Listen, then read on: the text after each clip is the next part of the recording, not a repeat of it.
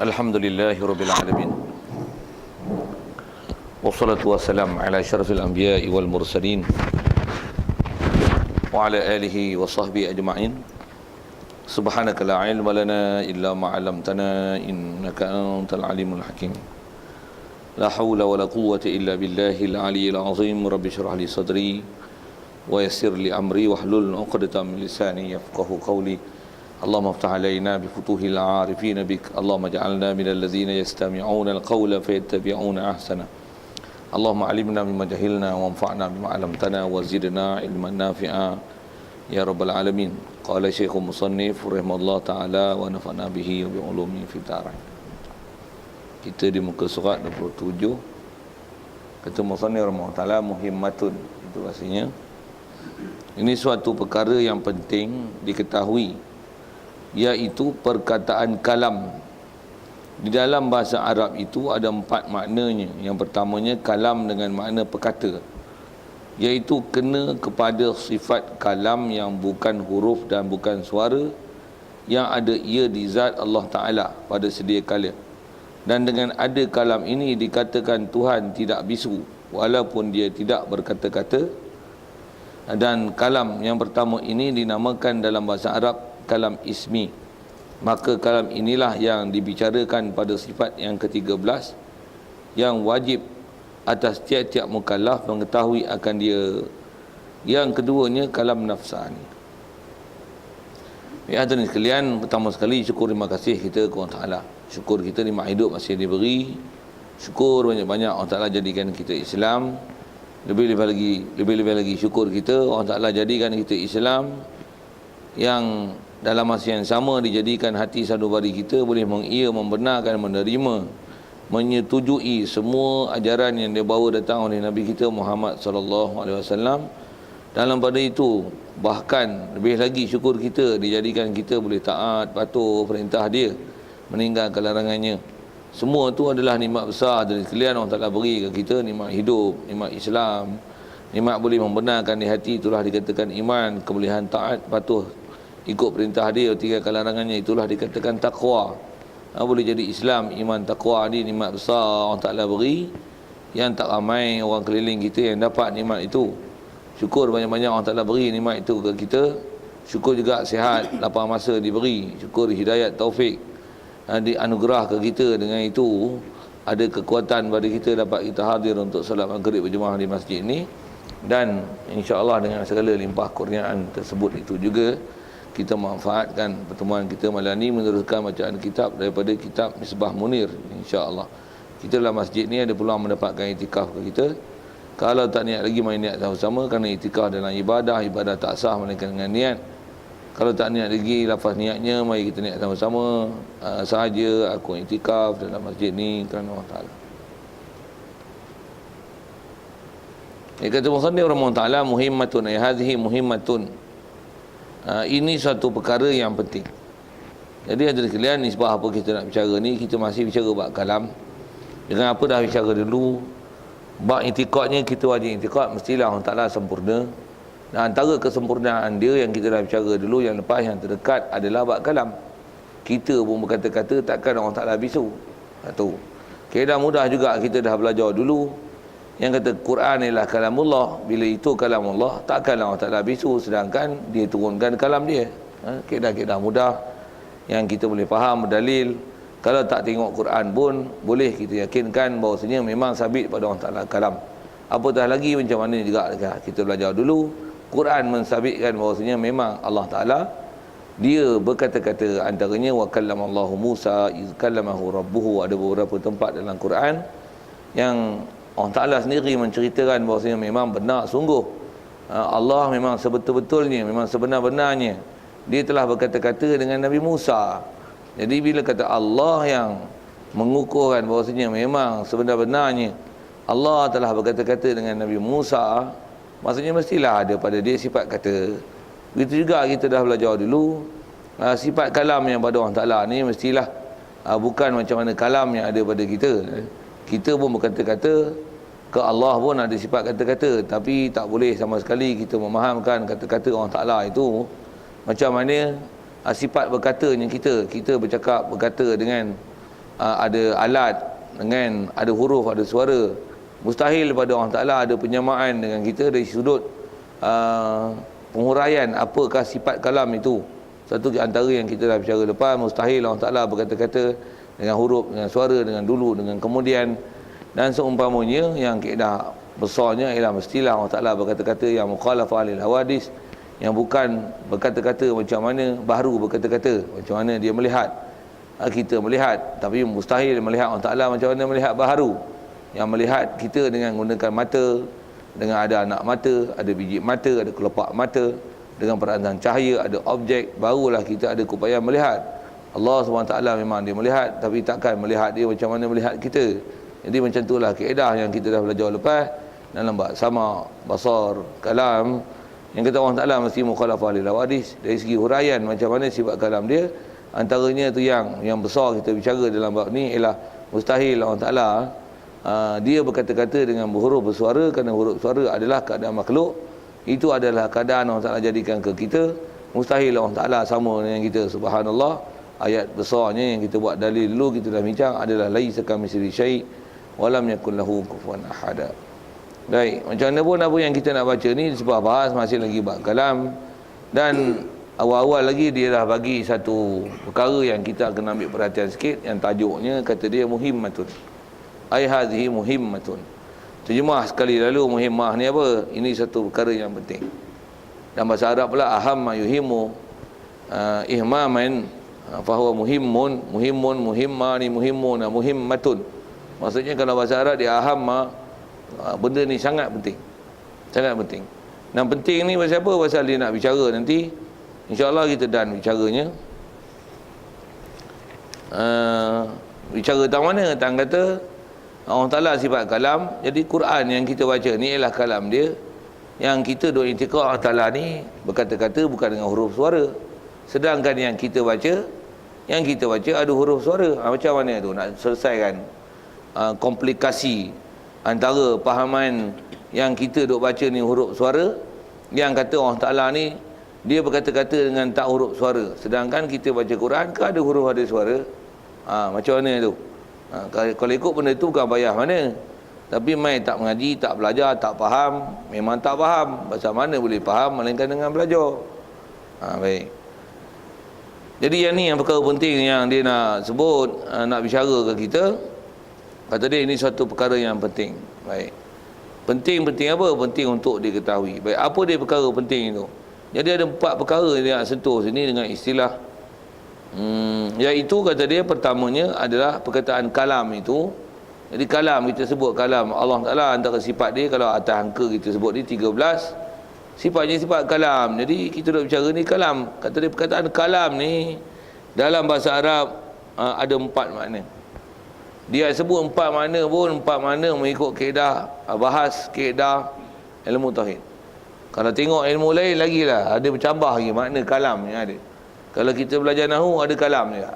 Tapi kalam nahu lain. Kalam nahu ni takrif dia huwa lafzul murakkabul mufidu bil wad'i. Belajar pondok jumpalah kalimah-kalimah tu. Ada kalam kita belajar ni dalam tauhid ada kalam. Kita belajar fiqh pun ada kalam. Tak mana? Antara perkara membatalkan sembahyang ialah kalamu amdin. Terjemah kita bercakap-cakap, berkata-kata dengan sengaja. Macam mana yang dipanggilkan kalam? Ada kalam dalam bab fiqh, ada kalam dalam bab nahu. Yang ni kalam dalam bab akidah, dalam bab tauhid. Jadi apa maksudnya? Jadi dia nak bicara sini kalam dalam bahasa Arab. Jadi dia sebut ni kalam dalam bahasa Arab i'tibar lughawi, maksudnya pandang pada sudut bahasa dan juga pandang pada sudut istilah yang kita pakai dalam ilmu tauhid. Jadi apa maksud? Dia kata dia ada 4. 4 ni pun datang munasabah dengan label kita lah. Kalau kita tengok ni sebab bahas ulama perincian satu pengistilahan mereka terhadap apa maksud kalam ni. Tambah pula kalam yang memang bahasa Arab. Kalau kita semak kalam-kalam Arab, terutama syair-syair yang disebabnya syair Arab, ada kalam pada percakapan mereka dengan makna macam ni, dengan makna begitu. Jadi kalau nisbah nak hurai tu kalau ikut panjang, cuma sehari panjang ni tumpah pula, kita pula tak ada nak ngambil faham kan. Kita pula bukan orang Arab, nak ngaji pula asal usul Arab, pasal nak tahu asal usul makna daripada kalimah Arab. Kadang-kadang tak ada keupayaan kita untuk memahami kesemuanya itu. Satu dia sebut empat ni atas munasabah kita lah. Macam mana pun nanti kalau disebut empat ni agak-agak tak boleh, setidak-tidaknya mesti ada dua istilah yang kita kena faham. Apa dua tu? Ada itu rasanya sebut sekali lalu, sekali ringkas. Kalau tak dengar, tak ingat, tak faham, tak mari, tak faham lah. Sekali kita tengok balik apa dia. Yang kata empat disebut, tapi setidaknya dua mesti faham. Pasal ada dua lagi tu, ni sebab kita orang awam ni tak apa nak pakai. Kita selalu pakai dua je. Baik. Ada empat. Jadi kalam dalam bahasa Arab tu ada empat makna. Yang pertamanya dipanggil kalam dengan makna perkata. Jadi masalah berkata-kata, kita dah bicara dulu. Jadi ada kalam dengan makna kita bicara ni. Jadi dia sebut pertama, kalam dengan istilah yang kita bicara ni. Apa dia? Kalam dengan mana sifatun qadimatun qaimatun bizat, dengan biha kalam Allah. Sifat yang qadim yang ada pada Allah Taala, dengan kalam ini, dengan sifat ini Allah Taala berkata-kata. Kalam ni kata dia kalam dengan makna perkata. Ya, istilah pun kita dah bicara dulu, makna perkata ni yang selalu kitab Jawi lain dia sebut dengan berkata-kata. Dia gunakan bahasa perkata untuk menunjukkan kalam tu adalah sifat yang ada pada Allah. Itulah dipanggil perkata. Yang Arab sebut kalam. Kalau terjemah Jawi lama yang menggunakan bahasa berkata-kata, bukan ber tu atas kita bicara akidah ni untuk makna perbuatan, tapi ber itu dengan makna yang mempunyai. Macam mana ada kita dah hurai dulu bab bahasa, berulang kali dah kita sebut bab bahasa itu. Saya beranak 8, maksudnya mempunyai anak. Saya berkereta baru, maksudnya mempunyai kereta. Saya beristeri seorang, maksudnya mempunyai isteri. Ber tu maknanya mempunyai. Allah Ta'ala berkata-kata. Apa maksudnya? Ada pada Allah Ta'ala sifat kata. Itu istilah yang kita dah bicara dulu. Yang tu walaupun cakap Melayu, tapi tak mengaji selok-belok bahasa Melayu, dengan bahasa Melayu pun tak faham. Baik macam mana pun tak maulah beletir panjang itu. Pasal nak fokus kita nak kata ada kalam dengan makna sifat perkata. Jadi perkata tu fokus kita lah. Pasal kita duk bicara ni kalam dengan makna perkata. Iaitu kalau atas kata kalam dengan makna perkata ni, atas kita bicara dululah yang kata inilah sifat yang ada pada Allah Ta'ala, yang dengan sifat inilah Allah Ta'ala berkata-kata. Yang kata-kata Allah Ta'ala ni atas kata sifat dia ni taklah berhuruf, taklah bersuara, dan sifat ni kodim. Macam mana zat Allah Ta'ala kodim, sifat ni kodim. Sifat ni bila dah kata kodim, tentulah mukhalafah lil hawadis, bukan berhuruf, bukan bersuara. Juga kita dah bicara dulu atas kata sifat kata ni pada Allah Ta'ala, yang Allah Ta'ala berkata-kata dengan Nabi Musa macam mana? Mestilah bukan macam mana berkata baharu, bukan bersuara, berhuruf. Dan antara kita dah bicara dulu, maksud kata Allah Ta'ala mempunyai sifat kata ni dengan makna Allah Ta'ala buka hijab. Jadi Allah Ta'ala berkata-kata tu dengan Musa macam mana? Allah Ta'ala buka hijab bagi Nabi Musa faham kalam nafsi Allah Ta'ala yang kalam kodim. Dengan bahasa lain saya ada sebut dulu, Allah Ta'ala berikan keupayaan pada Nabi Musa untuk Nabi Musa faham kalam nafsi Allah Ta'ala. Jadi kalau ingatkan balik, itu saya dah ada guna istilah kalam nafsi. Cuma ada kalam lafzi yang saya tak bagi huraian. Jadi dengan apa kita bicara ni, kalau dengan istilah ada bicara dulu, kalam yang dengan makna sifat perkata tu, atau istilah yang kalau masyhur disebut oleh ulama dalam kitab-kitab lain, sifat kalam yang macam tu dipanggil kalam nafsi. Maksudnya kalam yang ada pada diri Allah Ta'ala. Maksudnya sifat kalam yang pada zat Allah Ta'ala. Kalam tu kalam nafsi. Kalam tu dengan makna sifat kalam yang ada pada Allah Ta'ala. Sifat ni adalah, kata dia, tu dia kata kena kepada sifat kalam yang bukan huruf dan bukan suara. Pasal dia sifat. Dia sifat. Kat kita pun kalau kita lihat dari sudut sifat, kita ni bercakap memanglah berhuruf suara. Tapi sifat kita bukan berhuruf suara. Sifat berkata-kata kita. Satu, kita boleh kata dalam hati. Betul? Kita kata dalam hati ada huruf suara. Pasal apa tak ada huruf suara? Jawab. Pasal berkata-kata tu sifat. Jadi kalau kata di hati, dia tak ada huruf suara. Yang ni yang huruf suara ni, yang ni berkata-kata dengan lafaz, dengan menggerakkan bibir, gigi, lidah, ada nafas yang terhambur keluar, ada apa, nak tekak, apa seumpama itulah alat-alat untuk kita bersuara tu. Kalau kita ngaji tajwid, adalah pendetailannya tu. Hak tu adalah sifat perbuatan berkata-kata. Ada pun kalau kata dalam hati, jadi sifat berkata ada. Jadi sifat kita tu macam mana? Sifat kita pun tak huruf suara. Pasal sifat, sifat maksudnya kebolehan yang Allah Ta'ala beri pada kita untuk kita bercakap. Itu sebutkan kita sikit atas makna itu. Jadi ke Allah Ta'ala, lagilah takkanlah Allah Ta'ala dia berkata-kata dengan huruf suara, bukan. Apatah lagi kita nak bicara ni bab i'tiqad sifat Allah Ta'ala. Tentulah sifat Allah Ta'ala atas kata diri dia, sifat kalam nafsi dia. Macam mana dia berkata-kata, macam mana dia melihat, bukanlah dengan mata, dengan kelopak mata. Tentulah dia berkata-kata bukan dengan mulut, dengan lidah, dan bukanlah dia berkata-kata dengan huruf dan suara. Macam mana dia bukan melihat dengan objek dan cahaya. Macam mana dia mendengar bukan dengan frekuensi dan getaran. Begitu juga berkata-kata bukan dengan huruf dan suara. Saja sebut ke bab lain dulu. Pasal bab tu dah belajar, kot mudahkan kita untuk faham apa kita bicara. Dia tak format. Allah Ta'ala mesti sifat dia, sifat sempurna, mesti mukhalafah dia lawadis. Okay, itu format yang kita dah belajar dulu. Baik.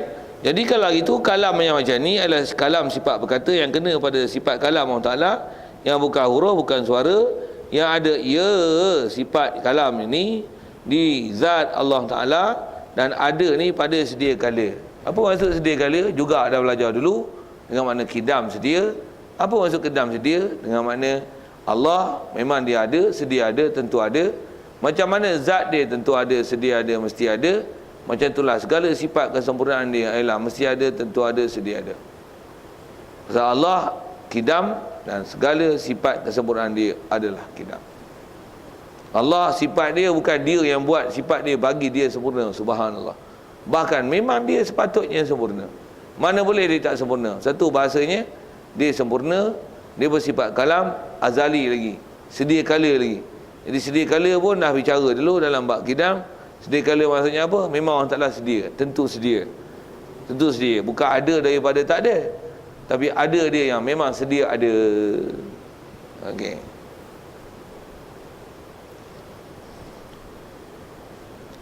Jadi bukan huruf, bukan suara yang ada di zat Allah Ta'ala pada sedia kala. Baik. Dan dengan ada kalam ini, dengan kita sabitkan sifat kalam ni ke Allah Ta'ala, bila dia ada kalam ataupun dia ada perkata, atau istilah Patani dulu kita dah bicara, ataupun dia ada dia berkata-kata, dengan mana mempunyai. Apa akan jadi? Apa kita nak sebabkan Allah Ta'ala? Dengan ada kalam ini dikatakan Tuhan tidak bisu lah. Dikatakan Allah tak bisu. Pasal apa tak bisu? Dah ada sifat kalam, tak bisu lah weh. Dan bila kata tak ada sifat bisu ni, sekali lagi mengartikan kita tu yang kalam kita bicara ni sifat. Bukan kalam tu dengan makna perbuatan, bukan makna kata kerja, dengan makna berkata-kata, bercakap, tak berhenti, bukan gitu. Pasal kalam ni adalah lawannya tak bisu. Lawannya tak bisu. Jadi mustahil orang Ta'ala bisu. Bisu ni adalah perkara mustahil. Jadi bila kata bisu mustahil, dia tak bisu. Jadi kalam dengan makna tak bisu. Jadi bila tak bisu maksudnya ada pada dia sifat kalam. Bukanlah maksudnya Allah Ta'ala ada sifat kalam, dia duk berkata-kata, tak reti-reti. Pasal apa? Duk berkata-kata. Salah faham itu. Salah tu, bodoh. Pasal apa? Tak faham maksud. Allah Ta'ala berkata-kata tu dengan elok-elok. Imbuhan Melayu, tu dengan mana? Mempunyai. Bukan tu dengan mana? Buat perbuatan yang berterusan, yang continuously. Bunyi orang putih lah sikit. Satu kadang-kadang kita nak belajar ni, orang putih pun alat untuk memaham. Melayu pun kena alat nak memaham. Saya sebut tu Melayu standard tu. Melayu kapung, cara kapung lagi. Orang Ta'ala berkata-kata, orang ada pada dia kata. Tu yang bahasa standard cukup agak. Kita semua ngaji sekolah kebangsaan, takkan tak kerti bahasa Melayu. Tambah pula boleh cover dengan bahasa Inggeris sikit. Oh best. Satu saya syarah pergi bahasa Inggeris tu. Jadi bukanlah maksud berkata-kata tu dengan mana perbuatan, Dengan mana continuously dia berkata-kata, tak berhenti-henti pasal apa? Allah Ta'ala sentiasa berkata-kata, bukan maksud dia gitu. Maksud sentiasa berkata-kata tu, sentiasa ada pada dia sifat kalam, yang bila dia ada kalam tu, dia tak bisu. Tu maksud tak? Boleh kot, faham tu. Baik, jadi memang ada sifat kalam ni, walaupun dia tidak berkata-kata. Berkata-kata ni maksudnya apa? Tak buat perbuatan berkata-kata tu. Jadi ada berkata-kata dengan mana? Memiliki sifat kata. Jadi ada tempat yang berkata-kata dengan mana? Perbuatan berkata-kata. Boleh faham? Saya ni ada sifat berkata-kata, dan sekarang saya sedang berkata-kata. Boleh faham? Yang berkata-kata pertama tadi apa? Tu sifat. Berkata-kata ni apa? Perbuatan. Macam mana boleh beza perbuatan dengan sifat? Syarah sikit. Tengok ayat lah weh. Bahasa mudah itu. Tengok ayat lah. Ayat ni makna macam ni, ayat ni makna macam ni, kan? Kita bercakap pun harian pun ada tempat. Cuma bab bahasa kita ni dia tak melibatkan akidah, satu tak dibahas. Kita pula ngaji sekolah kebahasaan dulu pun tak apa nak peduli. BM pun tak apa nak lulus. Bohpi bahasa gitu. Itu yang bahasa Melayu tu apa nak peduli. Padahal dia alat tu untuk faham akidah. Lagi pula dia alat nak faham pasal dia bahasa tu cemah daripada bahasa Arab. Untuk macam mana nak bagi maksud betul tepat daripada bahasa Arab ke bahasa Melayu, tak dapat tidak. Itu yang perantaraannya kita kena guna bahasa tu, yang saya syarah bahasa. Baik, selesai tu. Kalau boleh faham, tak susah mana tu. Baik, jadi walaupun Allah dia tidak buat perbuatan berkata-kata, tapi dia ada sifat berkata-kata, dengan mana ada pada dia sifat kata, yang bila dia ada sifat tu mustahil lah bisu pada dia. Tu. Jadi berkata-kata itulah yang kita duk bicara atas kata sifat kalam ni. Sambung sikit lagi tu. Dan kalam yang pertama ini dari segi nama, dinamakan dalam bahasa Arab, mengikut kitab ni dia kata kalam ni dia panggil kalam ismi. Kalam ismi yang saya sebut tadi dengan istilahnya, kalau masyhur kitab lain dia panggil kalam nafsi. Dia panggil kalam ismi, kalam nafsi. Pasal apa panggil kalam nafsi? Kalam yang ada pada zat Allah Ta'ala, pada diri Allah Ta'ala. Kalau atas kata isim, pasal apa panggil kalam ismi? Pasal dia lah kalam dalam bab penamaan sifat, menamakan sifat ni ke Allah Ta'ala. Allah ada sifat kalam. Bukan kalam ismi ni maksudnya kalam ni isim, bukan PE, bukan gitu. Yang tu pun tuan-tuan kalau saya sebut pun tuan-tuan tak apa nak faham tu, pasal tuan-tuan bukan ngaji Arab. Apa dia isim, apa dia PE, apa dia huruf, tak kerti macam mana pun nak faham. Kalam ismi itu maksudnya kalam, asalnya kalam ismi disebahkan pada nama. Kan ismun, kalau kita belajar bahasa Arab wada-wada pun kita kata apa? Nama. Tanya nama macam mana? What is your name? Tu orang putih lah. Arab tanya macam mana? Tak tahu deh. Tak bisa ambil tu lah tu. Who? Orang putih tu. What is your name? Faham? Tak tahu deh. Tak tahu juga. Orang putih tak tahu. What is your name? Bahasa Arab macam mana? Mas muka. Kalau baca bodoh-bodoh macam mana? Ma is muka. Bantai lagi lah kan. Budak-budak nasyid pun ada lah. Sekolah pasti ya pun. Ma is muka. Ma is muka. Ismi Ahmad. Alah budak-budak nasyid. Ni kata leceh kita tuan pasal kita tak dapat pendidikan budak-budak cara Islam. Dulu lah kan. Ni baru susun balik terhegeh-hegeh. Baru nak susun budak anak-anak kita kecil-kecil lagi dapat pendidikan Islam. Kita ni dah tua lah nak pergi lah. Arab tak bisa duduk dengar. Kita ni nampak? Kita punya sistem kat negara kita ni bab pengajian Islam ni teruk macam tu. Kita pun tak mengaji kita. Tu sama agak balas kali kepala kita sekali. Dah lah tak dapat pendidikan, betul tak pergi cari. Salah kita juga.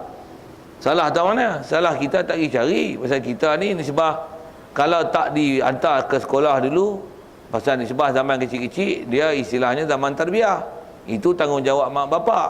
Bila dah balik, itu atas kita tu fardu ain untuk kita pergi cari ilmu.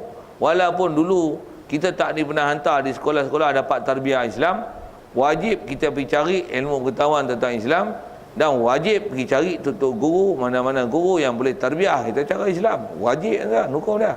Wajib itu bukan wajib fardu kifayah, wajib fardu ain. Itu yang wajib fardu ain tuntut ilmu. Wajib fardu ain tahu ilmu tauhid. Wajib fardu ain tahu ilmu fiqh. Wajib fardu ain ilmu tasawuf. Pasal apa? Ilmu kita nak beramal ke mana? Nanti yang Rasulullah isyarat talabul ilmi faridah tu, nuntut ilmu wajib tu. Ni nak puasa pula. Wajib mungkin belajar puasa. Ni puasa tapi dua bodoh. Tak tahu apa dia batal puasa. Sambil duduk bulan puasa duduk korek lingkar. Kedi. Mu tak batal ke? Tak tu pun batal. Batal ke? Buat bodoh itu. Ngajilah mulai-mulai. Sikitlah dengan bahasa itu kan. Nak cerita apa ni? Nak kata pergi tutup ilmu tu, pergi belajar. Macam mana pun saya dah sebut tadi, tahu mana tentang kalam ismi tu. Jadi asal mana kalam? Kalam lah, sifat kalam Allah Ta'ala. Dan kalam ni dipanggil ismi. Asal bahasa ismi tu nama. Jadi ismi itu disebahkan pada nama. Kalam yang disebahkan pada nama. Nama apa ni? Kalam ismi ni maksudnya kalam yang dinisbahkan. Kalam ni dijadikan nama bagi Allah Ta'ala, dinamakan nama sifat. Belajar pendek sebut tu. Kalam yang dijadikan nama sifat pada Allah Ta'ala, yang sifat ni sabit pada Allah Ta'ala. Nama istilah dia sifat ni kalam. Tu kalam ismi. Tu saya sebut tadi, bahasa lain dipanggil kalam ni kalam nafsi. Pasal apa pula kalam nafsi? Pasal kalam ni atas penamaan buah nama sifat Allah Ta'ala. Kalam ni juga nisbah ke zat Allah Ta'ala, ke diri Allah Ta'ala. Apa-apa nisbah pada zat Allah Ta'ala, diri Allah Ta'ala, dipanggil nafs. Satu dipanggil kalam nafsi. Jadi kalam ismi adalah kalam nafsi. Dan dia kata maka kalam inilah yang dibicarakan pada sifat yang ke-13 yang wajib atas tiap mukallaf mengetahui akan sifat kalam ni. Yang kita dah belajar dulu tu, kalau tak faham istilah kalam ismi nafsi apa pun, hak kita belajar dengan cara bulan lepas tu, hak tu belajar kalam ismi lah tu, ataupun istilah lain dipanggil kalam nafsi lah tu. Kita belajar dulu tu, maksudnya kalam yang kita nak i'tiqad ini sifat Allah Ta'ala. Sifat ni ada pada dia, yang kalau tak ada sifat ni dia bisu mustahil. Sifat tu yang kita nak i'tiqad ke Allah Ta'ala, sabit ke dia. Atas nama kalam, itu yang sifat lah kalam ismi. Siap. Satu. Cuma mungkin bahas dengan istilah ismi tu kok payah sikit. Yang kedua, lagi sikit payah. Saya kata payah apa? Tak apa nak pakai kita orang Melayu. Orang Melayu lagi pula tumpui langsung. Pasal apa? Tak pernah bahas bab dia sebut nombor 2 ni. Apa dia? Ada satu lagi kalam, istilahnya dipanggil kalam nafsani. Apa pula nafsani ni? Nafsani ni daripada kataan nafs, tapi bukan nafsi, tapi nafsani. Baik, tengok dia bagi huraian, iaitu kata dia kalam dengan makna sedia dan mencadang bagi bercakap dan berkata. Kalam tu dengan makna sedia dan mencadang, cadangan nak cakap dan nak berkata-kata. Macam kita lah nak bercakap, tambah nak panggil berceramah ke apa. Macam mana?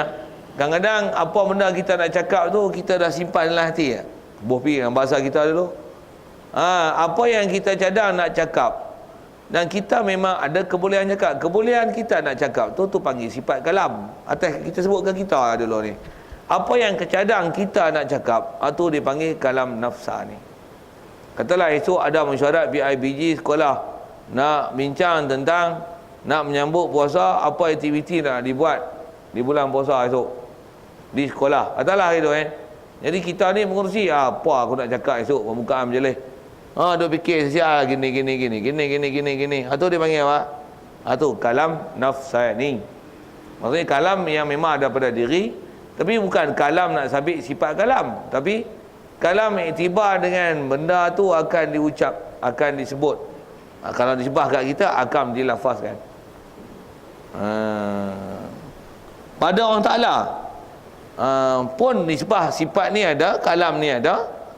Pasal Allah Ta'ala nisbah apa yang dia nak kata, apa dia nak turunkan kepada Nabi-Nabi Rasul, khususnya atas nama kitab, sama ada kitab tu Quran ke, Taurat ke, Zabur ke, Injil ke, ataupun mana-mana suhuf yang Allah Ta'ala dah turunkan pada Nabi-Nabi yang tertentu dulu tu, sebelum dia nak bagi turun, memang sifat kalam tu ada pada diri dia. Tu kalam nafsi, tu sifat kalam dia. Dan apa dia nak sebut tu, kalau Bopi dengan pasal sebut tu, apa yang dia nak turunkan tu